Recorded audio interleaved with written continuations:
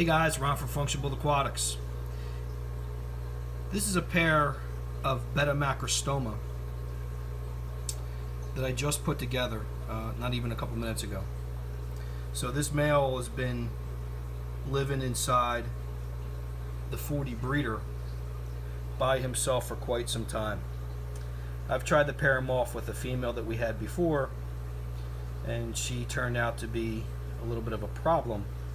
So I'm trying the rehab female that we just rescued and grew actually we were able to treat the hexamita, and so far almost more of the same in regards to interaction, but what the difference is, this male is quite bigger.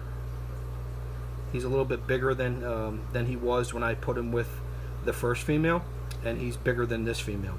So she's not going to be able to bully him around, and she's not winning this battle. But this doesn't look like it's going to be an easy pairing. Now she's currently inside the Anubias giving him the business, but she won't come out and confront him right away because he's way more stronger than she is. So my guess is that I'm going to have to let these guys just basically sort it out. She's going to have to understand that she's not the dom in this particular setup, and that he's the boss. And hopefully she'll submit, and then we'll be able to get these guys to spawn. And with all the wild betta fish that Nathan and I keep, this will be the first time I'm actually going to be breeding Betta macrostoma. So this particular tank pH is about 6.0. This fish has actually been in this tank for close to about 5 months. The female is completely healed from her hexamita treatment. As you can see, they both show beautiful fanning in their tails, but that's also their dramatic display. This is the holy grail of wild betta fish, the Betta macrostoma. And in this particular tank, the male macrostoma in this tank actually shares this tank with a pretty big colony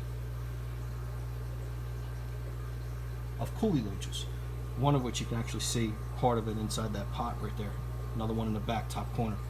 So they've turned out to be really good companions for wild betta fish. They do a fantastic job of getting any of the uneaten food in the tank. They do not harm the wild betta in any way.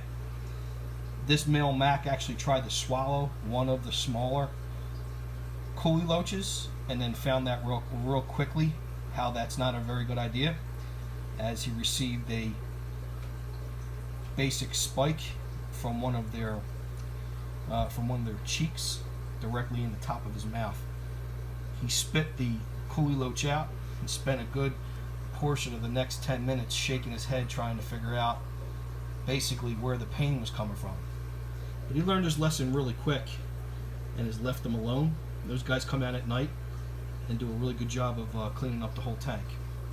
But in reality, this entire video is going to be about basically pairing this particular group, this particular pair, getting them to get along and hopefully spawn.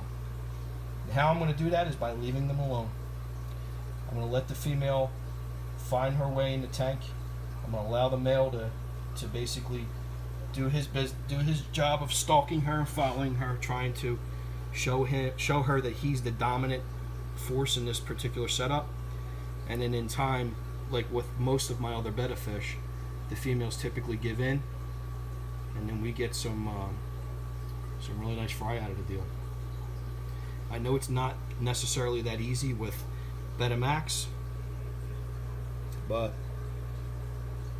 I pretty much have an idea what to expect. So in due time we'll have more videos of these guys, but I'm very excited. Number one, I'm excited because not only is this male an absolute dream, wild caught iron monkey, and that's his that's his nickname. I've called him Boss before. I nicknamed them Boss when I first bought him, but in reality, Iron Monkey is the perfect name for him. Betta macrostomas remind me of monkeys. Their faces look like monkeys.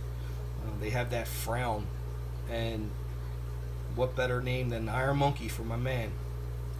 And in regards to the female, the story with her is she was a rescue. I was able to take her off the hands of someone that was just going to let her perish. She had hexamida. She was in pretty poor conditions. Was not the proper setup for her. And in 2.5 months, I was able to bring her back, treat her, fill her belly up, and I got a good feeling that she's going to turn around and be the mother of my next wild betta fish spawn for Betta macrostoma. So stay tuned for more. 6-minute video right here. I'll shoot another one tomorrow. FunctionBuilt-Aquatics, guys. Betta macrostoma.